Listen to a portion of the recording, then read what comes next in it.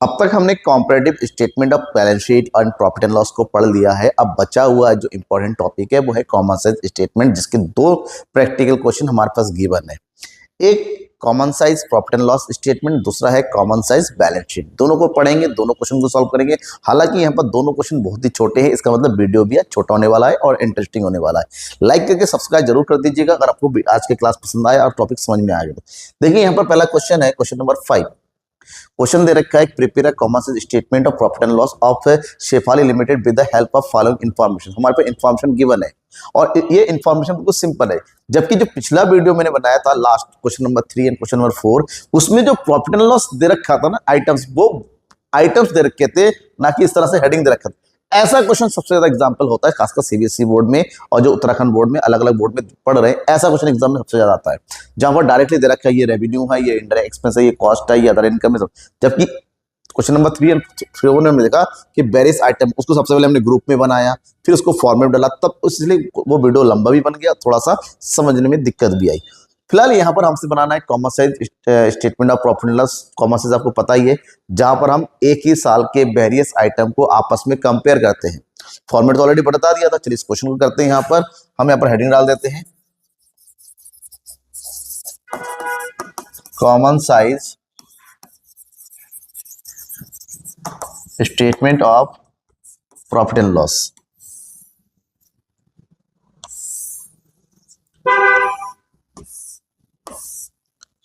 तो यहां हो जाएगा हमारे पास 2015-16, यहां पर हो जाएगा 2016-17, यहां पर हो गया परसेंटेज ऑफ 2015-16 और यहां पर हो जाएगा परसेंटेज ऑफ 2016-17। ठीक है, ये हो गया। अब सबसे पहले हम फॉर्मेट का हिस्सा शुरू करते हैं। पहला आ जाएगा रेवेन्यू फ्रॉम ऑपरेशन से। ये हो गया हमारे पास रेवेन्यू फ्रॉम ऑपरेशन। पहले पूरा फॉर्मेट तैयार कर लेंगे, परसेंटेज बाद में निकालेंगे। ठीक है, रेवेन्यू फ्रॉम ऑपरेशन कितना दे रखा है, 6 लाख, और यहाँ कितना दे रखा है, 8 लाख। राइट, ये हो गया। इसके तुरंत बाद इसमें क्या लिखा जाता है, अदर इनकम। अदर इनकम दे रखा है, हाँ हमारे पास दे रखा है, तो इसको ऐड कर देंगे पॉइंट नंबर 2 डाल के। ये हो जाएगा हमारे पास अदर इनकम। अदर इनकम कितना अमाउंट दे रखा है, अदर इनकम दे रखा है, ये हमारे पास हो गया 10,000 एंड 12,000। ये हो गया हमारे पास 10,000 और यहाँ हो गया हमारे पास 12,000। अब हमें क्या करना है, दोनों को ऐड कर देना है। दोनों को ऐड करेंगे तो पॉइंट नंबर 3 बनेगा और इसको बोलेंगे हम टोटल इनकम। ये टोटल रेवेन्यू, टोटल इनकम कितना आ जाएगा, 6,10,000 और यहाँ पर जाएगा 8,12,000। इतना लिखने के बाद यहाँ पर जो 4th पॉइंट है वो बनेगा एक्सपेंस का। एक्सपेंसेस हमारे पास 2 दे रखा है, एक हो रहा है इनडायरेक्ट एक्सपेंस और एक cost of revenue from operation. पहला लिखा जाएगा cost of revenue from operation, cost of revenue from operations. ठीक है, और ये हमारे पास दे रखा है 4,28,000 और दूसरा दे रखा है 7,28,000। ठीक है, यहाँ हो गया। इसके बाद हमारे पास दूसरा जो एक्सपेंस है इनडायरेक्ट एक्सपेंस, उसकी एंट्री करेंगे। यहाँ हो जाएगा हमारे पास इनडायरेक्ट एक्सपेंसेस, और इनडायरेक्ट एक्सपेंस दे रखा है 25% ऑफ ग्रॉस प्रॉफिट और 25% मतलब ग्रॉस प्रॉफिट निकालना है।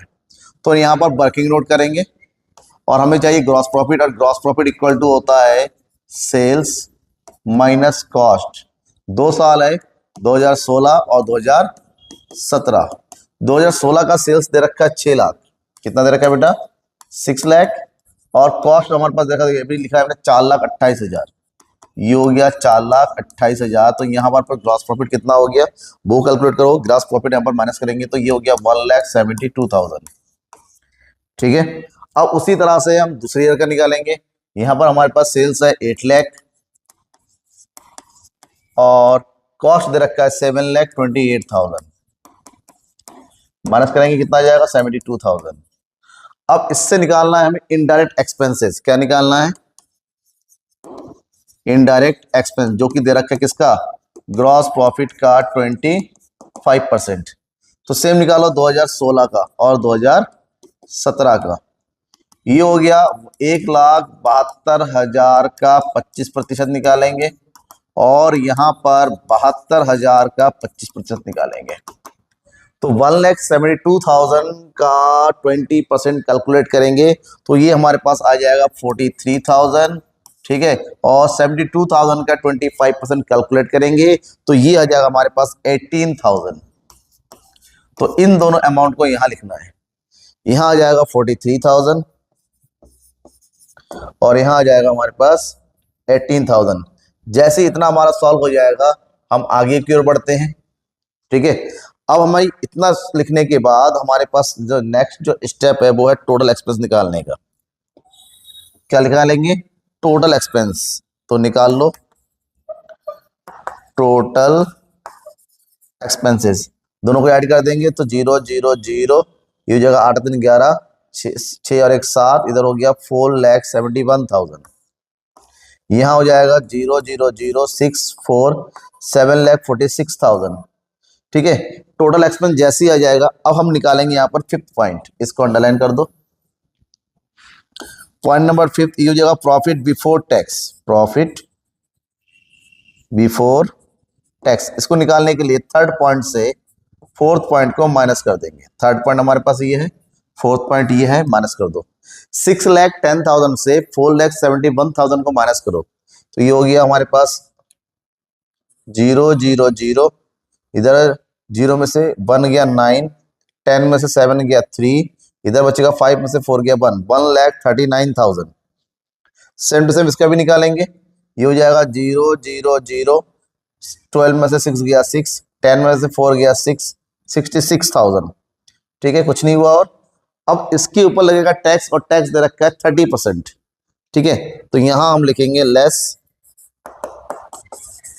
Tax paid at the rate of 30%। तो 1,39,000 का 30% निकालेंगे तो ये आ जाएगा हमारे पास 41,700, और 66,000 का भी निकालेंगे 30%, तो यहां निकल के आ जाएगा हमारे पास 19,800, ठीक है। टैक्स माइनस कर देंगे तो जो निकल के आएगा उसको बोलेंगे प्रॉफिट आफ्टर टैक्स, यानी कि net profit. Profit after tax कितना हो जाएगा? तो 0 0 3, 8 में से 1 गया 7, 13 में से 4 गया 97,300, और वही प्रॉफिट यहां पर कितना हो गया 0 0 2, 15 में से 9 गया 6, 5 में से 1 गया 4, 46,200, ठीक है। सही तो है ना, कहीं कुछ गड़बड़ तो नहीं किया हमने? वो देख लो 66, हाँ सही है। 19, 15 में से हाँ 5 में से 1 गया 4, 46,200 हो गया। अब हमें क्या करना है, इसको परसेंटेज में कन्वर्ट करना है। हर साल का अलग अलग कैलकुलेट करेंगे। सबसे पहले हम 2015-16 करेंगे। हमारा जो बेस होगा वो होगा रेवेन्यू, ये हो गया रेवेन्यू। रेवेन्यू के पहले हम क्या करेंगे 100% लिख देते हैं। यहाँ पर भी 100% हो जाएगा, ये भी 100% हो जाएगा। यानी कि जब भी कैलकुलेट करेंगे हमारा बेस रेवेन्यू का मतलब अगर अदर इनकम निकालते हैं तो 2015 से अदर इनकम हमारे पास कितना है 10,000 multiply by 100 divided by revenue हमारे पास कितना है 6 लाख। कैलकुलेट करेंगे तो कितना हो जाएगा 2 जीरो यहाँ कट गया, 3 जीरो यहाँ कट गया, 6 से डिवाइड करेंगे 6 बन जा 6 बचेगा, ठीक है। तो ये कितना आ जाएगा 6 लाख का 10 करीब आ जाएगा 1.67%, 1.67%। अब यहाँ पर हमारे पास टोटल हो गया, मतलब इन दोनों का टोटल होगा तो ये हो जाएगा हमारे पास 101.67%। सेम उसी तरह रेवेन्यू को मतलब 6 लाख से 4,80,000 डिवाइड करेंगे, कितना आ जाएगा देखिए 4,28,000 multiply by 100 divided by 6 lakh. हर एक आइटम को हम रेवेन्यू के साथ कंपेयर करके परसेंटेज निकालेंगे, मतलब सेल्स का कितना परसेंट ये है। तो यहाँ पर 1 2 1 2 1 2 3 1 2 3 6 से 6 7 42 बचेगा, 6 कम 6 बचेगा 2, 6 3 18 6 3 71.3333 आता चला जाएगा। तो यहाँ पर हो जाएगा हमारे पास 71.33%। इसी तरह से सारे के सारे आइटम को हम 6 लाख से डिवाइड करेंगे और 100 से मल्टीप्लाई करेंगे, तो 43 को 6 से डिवाइड करेंगे तो ये हमारे पास आ जाएगा 7.17%। उसी तरह से 4,71,000 को 6 से डिवाइड करेंगे और 100 से मल्टीप्लाई करेंगे तो ये हो जाएगा हमारे पास लगभग कितना, ये हो जाएगा 78.5%। फिर यहाँ हो जाएगा हमारे पास 6 लाख का ये 6 दूनी 12 बचेगा 1 6 3 18 यानी कि 23.16%। फिर हमारे पास आ गया टैक्स। सेल्स का कितना हो गया, सेल्स का टैक्स हम कैलकुलेट करेंगे तो ये जाएगा 6.9%। और लास्ट में ये हो जाएगा हमारे पास 97,300 का जो नेट प्रॉफिट हो गया, ये सेल्स की कंपेरिजन में हो जाता है 16.21%। 15-16 का हो गया। सेम टू सेम डिक्टो हम किसका निकालेंगे, 16-17 का भी निकालेंगे। 16-17 में हमारा बेस होगा 8 लाख, तो 8 लाख से 12 को डिवाइड करो, कितना हो जाएगा 8 एकम 8 बचेगा 4 8 5 40 यानी कि 1.5%। ठीक है, 8 से 8 लाख 12,000 को डिवाइड करेंगे, ठीक है, तो कितना हो जाएगा 8 एकम 8 0 1.5। इसी तरह से सबको 8 लाख से डिवाइड करो और 100 से मल्टीप्लाई करो, परसेंटेज आता चल जाएगा। जैसे यहां पर हो गया 8 ने 72 बच 8 एकम 8 तो कितना हो गया 91%। ठीक है, उसी तरह इसको डिवाइड करो 8 दूनी 16 बचेगा 2 8 दूनी 16 8 यानी कि 2.25%। उसी तरह इसको डिवाइड करो 8 से 8 ना 72 बचेगा कितना 2 8 तिया 24 8 दूनी 16 8 5 40 यानी कि ये हो गया 93.25%। ठीक है, सेम सारा आता चला जाएगा। नेक्स्ट हमारे पास प्रॉफिट हुआ कितना 8 लाख का 66,000 तो ये हो जाएगा 8.25%।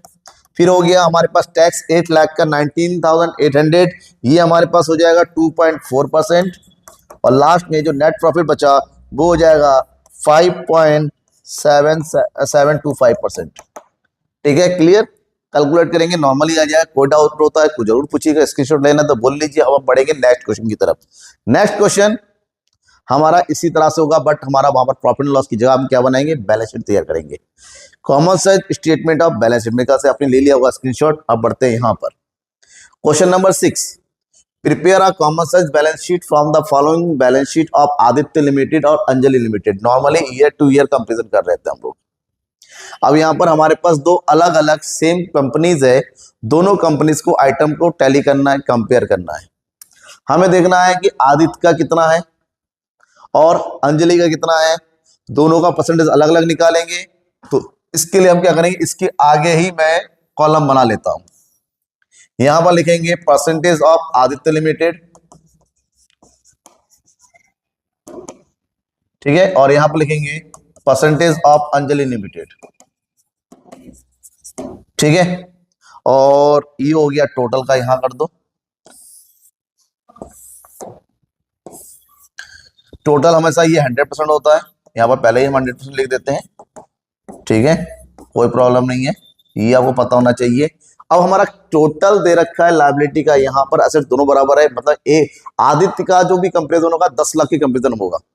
तो 10 लाख का इक्विटी शेयर कैपिटल कितना है 6 लाख, 10 लाख का 6 लाख कितना होता है 60%। नॉर्मली कैलकुलेट होता है, कैलकुलेट करने का तरीका भी ऐसा भी होता है। देखिए 6 lakh multiply by 100 divided bye 10 lakh.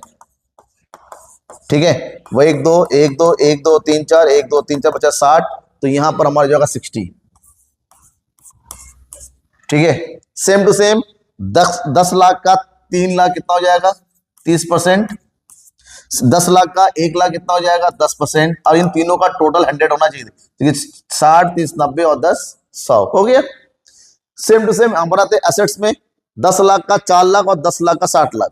10 lakh का 4 लाख कितना होता है 40% और ये हो जाएगा हमारे पास 60%। क्लियर, कोई प्रॉब्लम है यहाँ पर नहीं है, क्योंकि ये 10 था, 10 से डिवाइड करना आसान होता है, प्रॉब्लम नहीं है। लेकिन अब हम पर टोटल हमारे पास कितना 12 लाख, 12 लाख से 8 लाख को डिवाइड करेंगे और 100 से मल्टीप्लाई करेंगे। तो 12 से 8 को टिकेगा 12 6 72, 12 6 72, 12 से मतलब पूरा वाला 6 6 से आता चला जाएगा। तो यहां पर हो जाएगा हमारे पास 66.66%। फिर 12 से 2,50,000 को कैलकुलेट करेंगे तो यहां पर आ जाएगा हमारे पास 20.83, क्योंकि 12 से पूरा पूरा डिवाइड होता नहीं है। फिर 12 से 150 को डिवाइड करेंगे तो हमारे पास आ जाएगा यहां पर 150 डिवाइड करेंगे तो ये हो जाएगा हमारे पास 20